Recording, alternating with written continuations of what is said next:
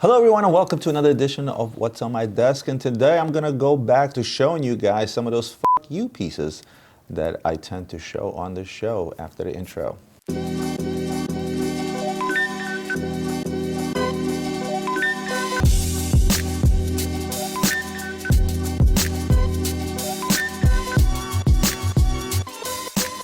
So why such a rude introduction?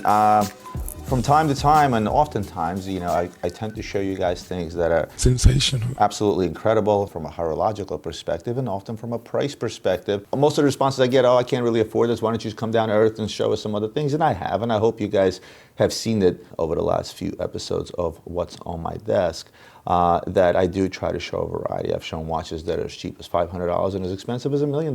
But again, the purpose of this channel is not to try to sell you these super expensive, complicated timepieces, but to show you pieces that you may not otherwise see anywhere else due to their rarity, due to their price tag, and due to the fact that majority of watch dealers don't hold this type of stock.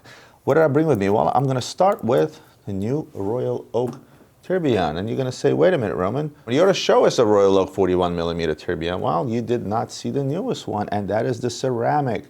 The ceramic crates from AP is holding absolutely strong. What started with ceramic bezels a little while ago quickly translated into fully ceramic watches.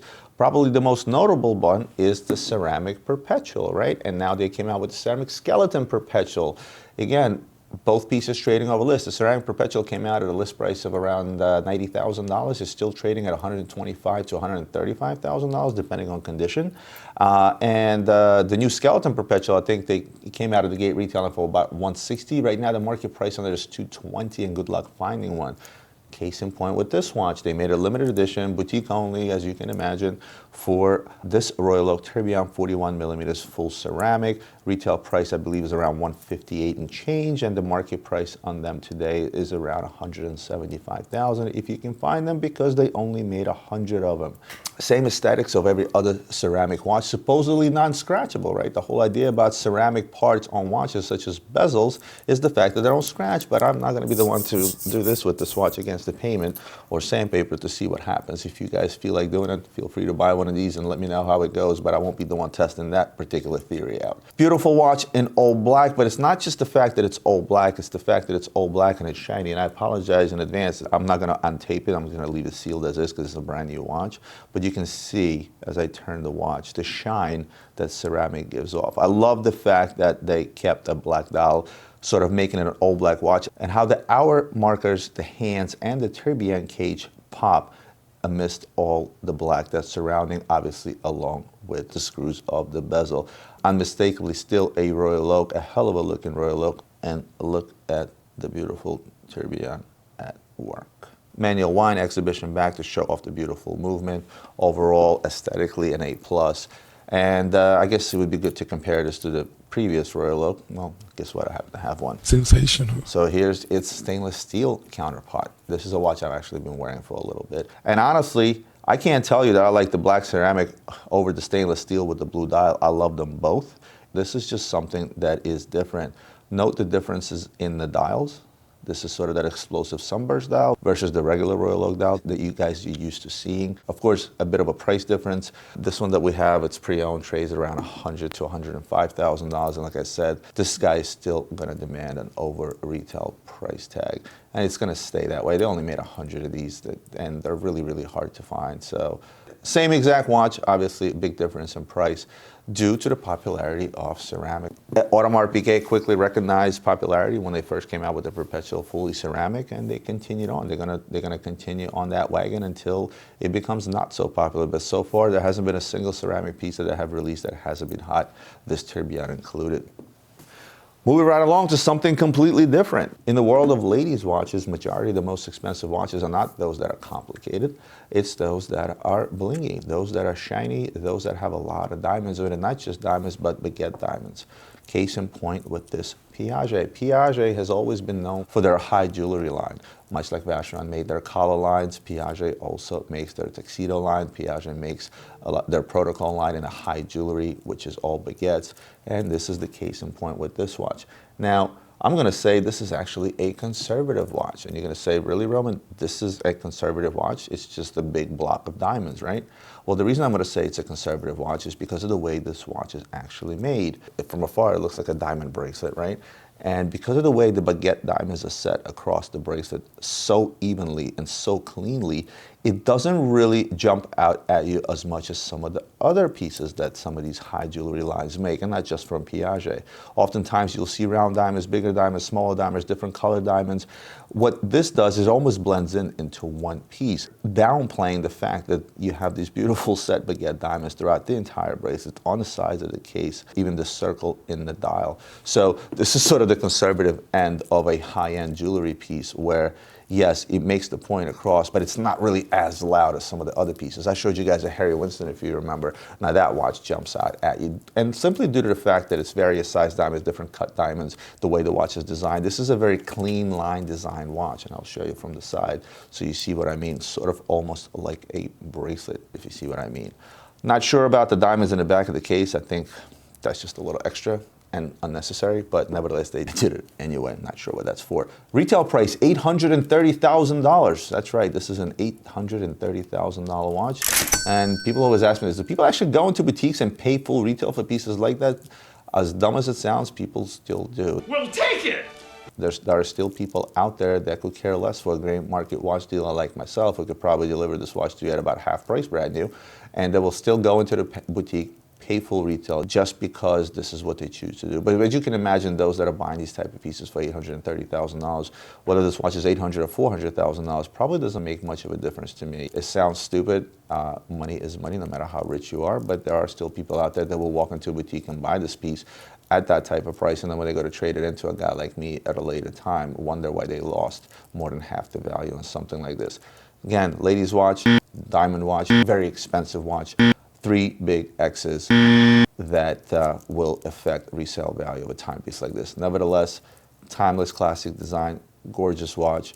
I'm not in a position to put something like this on my wife's wrist. Maybe when the kids grow up, get out of college and get married and I have no more expenses, perhaps I'll put one of these on my wife's wrist. Well, as they say, let's save the best for last. And the best and obviously because it is a concept, is the Audemars Piguet Royal Oak Concept Super Sonnerie, as they called it, and I'll get into that in a second. Why did I say my favorite? I told you guys before, when it comes to complication, the favorite complication that I have is the original Alacrite concept that was made back in 2002, and this is just another variation of it.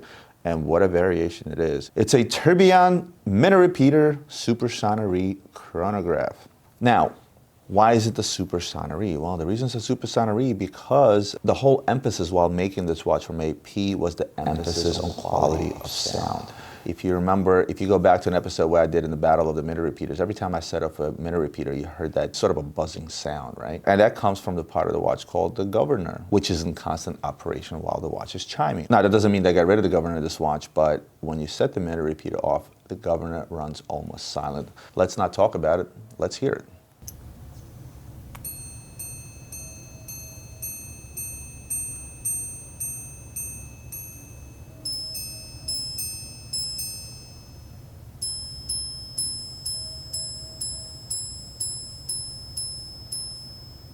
Sensational.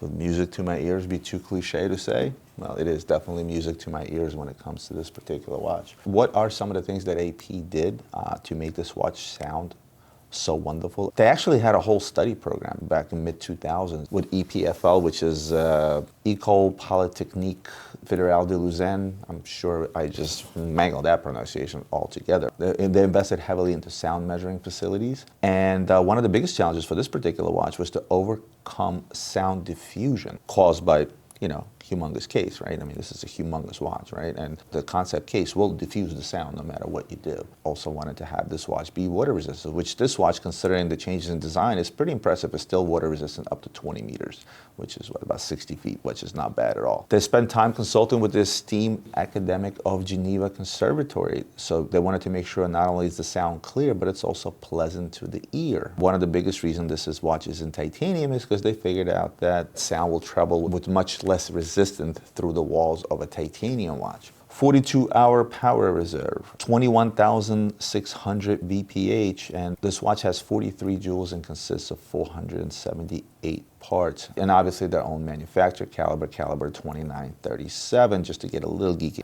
Let's look at the face of the watch now. Black ceramic screw-down crown. I love the way the chronograph buttons are done, and they sort of stand out with also ceramic housing or covers. The part that sets off the minute repeater is usually not as visible, but they made this clearly visible so that everybody knows this is a minute repeater. Doing a little ceramic accent on the lever itself. Titanium deploying buckle, which I'm not a big fan of. Would rather have a tang buckle on it. Eats into your wrist, especially a small wrist like mine. What are you gonna do? There's your tourbillon at 6 o'clock. You got a chronograph with central sweep second hand and a 30-minute counter, which can be found at 3 o'clock. And I like the way they did the 30-minute counter. It's not your typical circle as you see. Semi-skeleton as front, so you can see some of the inner workings of this watch. It is a closed back. They don't show you the back of the movement, unfortunately, but certainly show you enough on the front of the watch to get an idea how beast of a machine this particular watch is. Told you guys before, small wrist, but again, I could care less. The height, the width, the length, everything about this watch is humongous. Mind you, that tourbillon on the right is a 41 millimeter Royal Oak tourbillon. Let's talk prices. 597,000. I think Swiss franc was the original retail when this watch came out of the gate.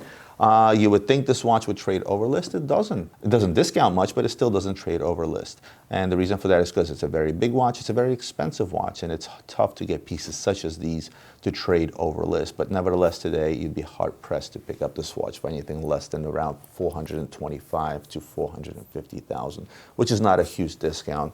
And they're scarce. They didn't make very many of them. So it's not like you can get out there and find one of these in every AP showcase or even their boutiques around the world. In fact, this is only the second supersonic we've had in stock since this watch came out.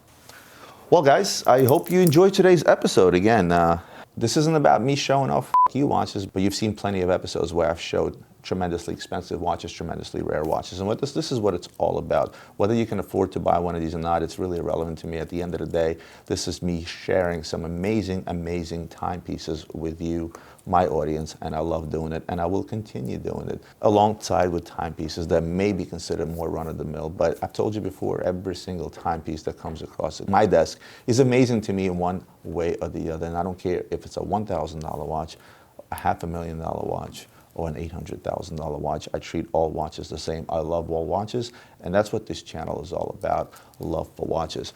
If you like this episode, guys, as always, hit the like button, hit the subscribe button if you're not subscribed to my channel. Share this content with those that you may think like it. This is what helps my channel grow, and I'll see you guys next week for more watch reviews and other videos.